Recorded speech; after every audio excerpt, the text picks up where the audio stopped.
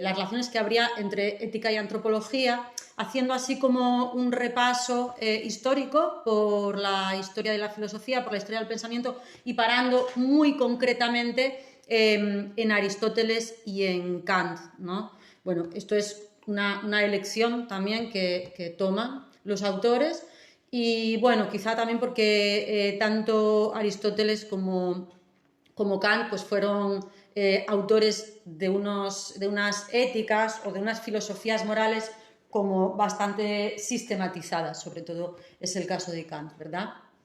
Nos empieza a plantear como problema esta relación un poco y justamente, como os decía el otro día, para cuestionar cierto relativismo al que ellos se referirían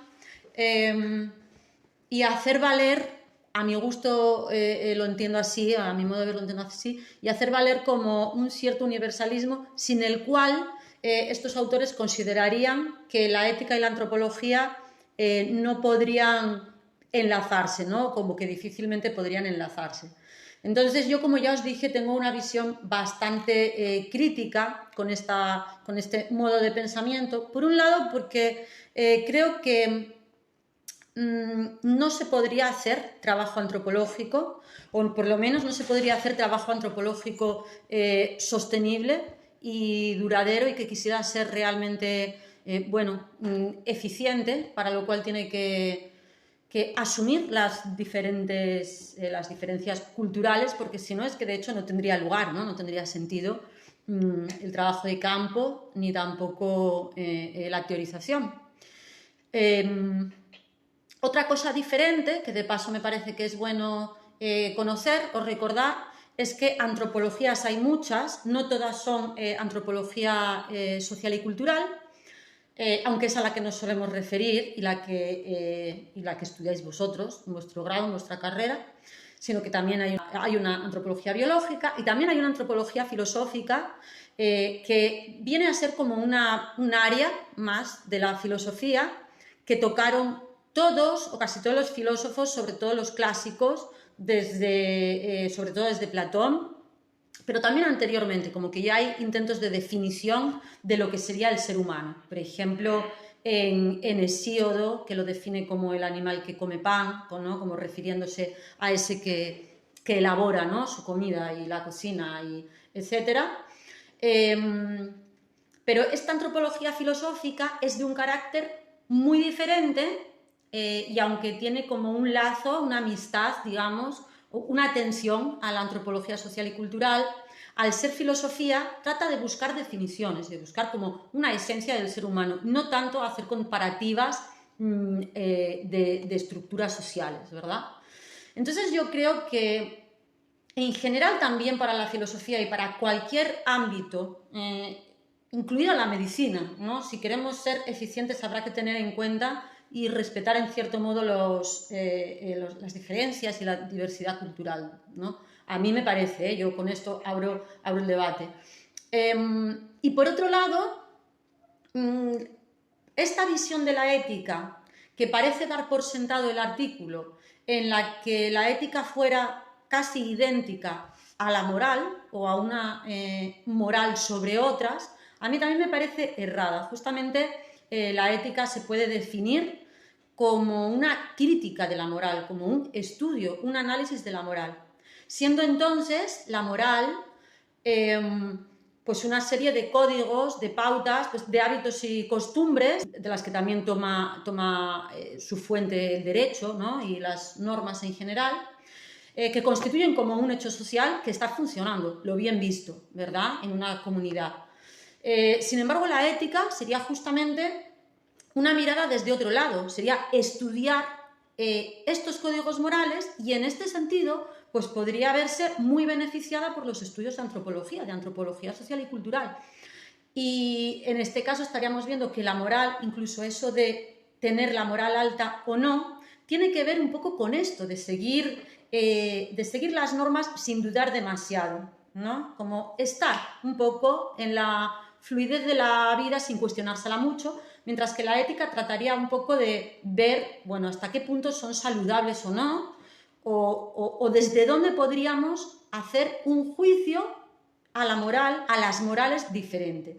Yo también me gusta, o desde un enfoque diferente, también me gustaría decir que me parece que estas críticas al relativismo, que es un poco lo que aparece en este artículo, no toman en cuenta también que la moral o la cultura o incluso los sistemas de pensamiento no cambian nada más que por países o por religiones, sino que cada comunidad está habitada y atravesada por un montón también de comunidades y de colectivos diferentes y en conflicto, ¿no? Y entonces, bueno, pues me parece demasiado occidentalista, ¿verdad? Plantear que tuviéramos que, no sé, que establecer como una jerarquía entre morales o culturas mejores y peores y regirnos por ello, ¿no? Y de esta manera, además, enfrentarnos a la labor antropológica, pues, hombre, con este sesgo cultural. Bueno, de lo que también habla es de que, y esto es cierto, de que la antropología no estaría queriendo pues vislumbrar o distinguir o clarear acerca de cómo deberían ser las cosas, sino que si se quiere constituir como ciencia, aunque sea en el sentido de ciencia social, con todas las comillas que le queramos poner, pues entonces tiene que hablar de lo que ocurre y no de lo que debería ocurrir. Bueno, voy a daros la palabra a vosotros y si van surgiendo otros temas u otras preguntas u otras cuestiones que queráis conversar en base un poco al artículo que leísteis, pues lo que queráis. Lo de la falacia naturalista, ¿me lo podrías explicar? Sí, mira, justo tiene que ver con esto. Pero tampoco sé muy bien qué punto, dónde encajan en todo esto entre la ética y la antropología. Sí, justamente esto último que comentaba, la diferencia entre el ser y un supuesto deber ser, que podríamos proponer o hacer hipótesis o lo que fuera, es como la diferencia que estaría, bueno, es la diferencia que hay que comprender para entender esto que se llama falacia naturalista, que es un nombre que se le da peyorativo. Y esto lo hizo Hume para hablar no solo de diferencias entre ciencias y ética, sino también incluso para hablar en otros campos que luego podemos ejemplificar. Bueno, la falacia naturalista simplemente es suponer que lo que es coincide con lo que debe ser. Es decir, Hume lo único que hace es decir que el cómo deben ser las cosas no hace que sean así, ni el cómo son las cosas hace que deban ser de una determinada manera, sino que son planos diferentes. Simplemente está diciendo eso y bueno, que es algo que nos puede parecer muy obvio, ¿verdad? Pero sin embargo, en muchísimos discursos de todos los tiempos, incluido el presente, se producen equivocaciones constantemente, ¿no? Entre estas dos cosas. Como que pareciera que cuando uno habla de cómo son las cosas, estuviera justificando algo o estuviera dándole, pues bueno, un estatuto de bondad, por ejemplo. Pues porque las cosas son así. Entonces, simplemente la falacia naturalista significa esto, que el universo, digamos, o la naturaleza no responden a una moral o a una ética, no responden al bien y al mal. Y que ni siquiera podemos esperar que las cosas ocurran de acuerdo no solo a una ética, sino de acuerdo a una ley constante, que no podemos esperar eso, no podemos esperar que, dadas las cosas de una manera tal y como ocurrieron hasta el momento, da igual en el ámbito social que en el ámbito natural, eso comprometa todo el futuro y quiere decir que siempre va a pasar lo mismo. Hume, cuando proponía esta falacia naturalista como modo de criticar y de establecer bien esa frontera, no lo hacía solo para marcar o delinear, ¿no?, los campos de la moral y de la ciencia, también lo hacía para criticar una visión demasiado cientificista y demasiado fideísta digamos, de la causalidad. Lo que quería decir, y poniendo este ejemplo, es que el hecho de que cuando yo meto la mano en el fuego me queme, no quiere decir que eso vaya a ocurrir siempre. Quiere decir que una inducción completa no se puede hacer, ¿no? O que yo me acostumbre a que cada miércoles vengo a la UNED, eso no quiere decir que mañana quizá no exista este edificio, ¿no? Y como que una... ¿Sí? El pavo inductivista de Russell, uno que comía todo el año y creía que iba a seguir comiendo hasta que llegó el día de Navidad y le cortaron el pescuezo. Pues no, la verdad que no me acuerdo, no sé, no me doy cuenta ahora, pero... Es algo parecido, sí, lo que dices, ¿no? Que no se puede... Que todos los días salga el sol no quiere decir que mañana salga otra vez. Sí, claro. Entonces, por eso que al final podemos darle también, a través de esta falacia y de este problema... ¿Cómo encaja aquí con esto de la antropología? Es que como lo que se está planteando es las relaciones entre ética y antropología, lo que se está intentando decir es que la antropología no es ética. Es decir, que la antropología no trata sobre cómo debe funcionar una comunidad, sino sobre cómo de hecho funciona. El texto, bueno, entiendo que trata sobre la ética en antropología, la definición de ética, de lo que debe ser, que debería ser, y la moral lo que es la costumbre, la moral, una especie de costumbre Sí. que culturalmente estamos acostumbrados a... está aceptado en ese momento cultural. Sí, la moral pues es un conjunto de códigos, de normas que constituyen pues lo bien visto, lo que es esperable en las interacciones sociales en un momento dado. Y eso no es antropología. Yo creo que por lo general, aunque tratemos con diferentes puntos de vista en la antropología, la diferencia sería que la antropología trata de estudiar cosas que pueden ser observables en los hechos. Observables, aunque sea como estructuras invisibles sobre las cuales se montan ciertos rituales, ciertas pautas, etc. Pero creo que claro, la moral siempre está haciendo referencia a todos esos códigos, pero no siempre son códigos escritos. Es decir, claro, por supuesto podríamos decir o podríamos suponer que en cierto aspecto la antropología estudia la moral. Del mismo modo que en cierto aspecto el derecho estudia la moral o incluso es moral, es una parte de la moral, ¿no? Lo que pasa es que, claro, pues yo qué sé, por ejemplo, los conflictos de culpabilidad que pueden estar en el ámbito psicológico, pues quizá no le interesan tanto a la antropología y sí le interesan, por ejemplo, a la psicología. Claro, la moral es algo que está pautando tanto nuestras interacciones y nuestros comportamientos colectivos, que va siempre a estar de alguna manera presente o va siempre a estar atravesando cualquier ciencia social. Lo que pasa es que, bueno, la antropología trataría, como la ética, de estudiar, en todo caso, esas morales o parte de esa moral, ¿no? Lo podríamos plantear así, yo lo planteo como pregunta más bien. Ahora bien, la antropología igualmente no sería lo mismo que la ética, porque la ética no solo estudia la moral, sino que trata de cuestionarla, ¿no? De oxigenarla, de abrir como una puerta y de ponerla en entredicho. Mientras que la antropología, en principio, no tendría por qué ser ni una crítica de la moral, ni una justificación tampoco ideológica de esa moral. Entonces, en esa medida, la falacia naturalista, aparte tampoco es que se dedique mucho tiempo a ella, aparece citada ahí en 2 líneas, sin más. O sea, es simplemente, pues mira, os voy a leer qué dice. Esto está en la segunda página. David Hume observó en el siglo XVIII que el lenguaje de la moral no le rinde pleitesía al mundo como es. Lo que es no implica lo que debe ser.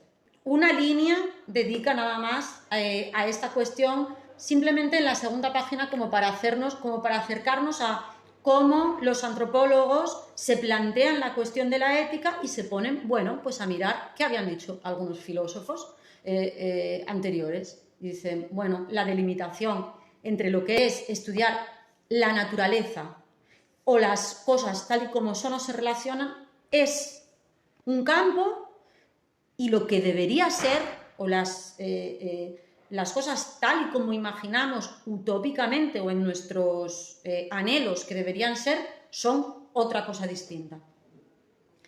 lo que quiere decir es que cómo son las cosas no compromete el futuro. Bueno, lo que está intentando introducirnos es cómo es que los antropólogos que habían hecho su trabajo, bueno, pues a partir sobre todo de las colonizaciones y que habían tenido pues eso, pues sus diarios y sus cuadernos en los que iban relatando, bueno, sobre todo en las Américas, ¿no? Bueno, pues las diferentes comunidades que fueron encontrando, las diferentes culturas indígenas, etcétera. Bueno, y ahí estableciendo pues algunos repertorios comparativos, pues en un momento dado, cuando se va instalando y la antropología va creciendo y va intentando pues desarrollar ya una teoría y unas estructuras y, como quien dice, una ciencia, más allá de las narrativas estas que nos contaban de viajeros, que era básicamente lo que había, pues bueno, también una de las cosas que se empiezan a hacer en etnografía, pues es plantearse, y sobre todo en etnología, claro, es plantearse, bueno, cómo entraría o qué papel podría tener la ética como parte de la filosofía que es y la antropología. Entonces sería, bueno, como las relaciones entre antropología y filosofía. Y concretamente dentro de esa filosofía, la filosofía moral y dentro de ella la ética. Por eso cuenta como que durante mucho tiempo hubo como un cierto recelo entre los antropólogos, entre una y otra disciplina, pues por esto, ¿no? Porque según nos cuentan estos autores, con los que yo no estoy nada de acuerdo, la ética tiene, como si dijéramos, una vocación universal, mientras que la antropología, en principio, no. Bien es verdad que si leemos, por ejemplo, a Levi-Strauss y leemos las estructuras elementales del parentesco, pues trata de indagar algún tipo como de ley, entre comillas, universal. Y él encuentra como esencia de ley universal social y como esencia del paso de la naturaleza a la cultura que estaría ahí siempre mediando, la prohibición del incesto. Ahora bien, Levi-Strauss lo que va a decir es que la prohibición del incesto parece existir en todas las diferentes culturas a donde ha ido, pero se concreta de diferente forma en cada una. Es decir, la prohibición del incesto lo que hace sería animar a cada persona, bueno, a los hombres en concreto, a encontrar su pareja y por tanto a tener su vida marital y sexual fuera del ámbito de la familia. Ahora bien, cada cultura establece el lazo familiar de una manera, es decir, considera el parentesco como que llega hasta un lugar o a otro, ¿no? Todavía actualmente, pues aquí en España, por poner un ejemplo, pues uno se puede casar con un primo hermano, ¿no? Mientras que pues en Argentina no, es incesto. Entonces, es una cultura bien cercana, ¿no? Entonces, lo que quiere decir es que, claro, en algunos lugares pues el incesto se considera la relación marital con el padre, pero es que en otros se considera incesto la relación con cualquiera que sea a lo mejor de un mismo pueblo, ¿no? Depende de lo que consideramos familia. Pero como que lo universal sería esto, que no podemos establecer relaciones matrimoniales, sexuales, amorosas, ni generar descendencia con cualquier persona, ¿no? Eso es lo que quiere decir, sino que hay unas personas prohibidas y otras no, y dentro de las que no, unas más indicadas que otras, de acuerdo a ciertos patrones. Entonces ahí encontraría como un patrón que se repite pero que se concreta de forma distinta.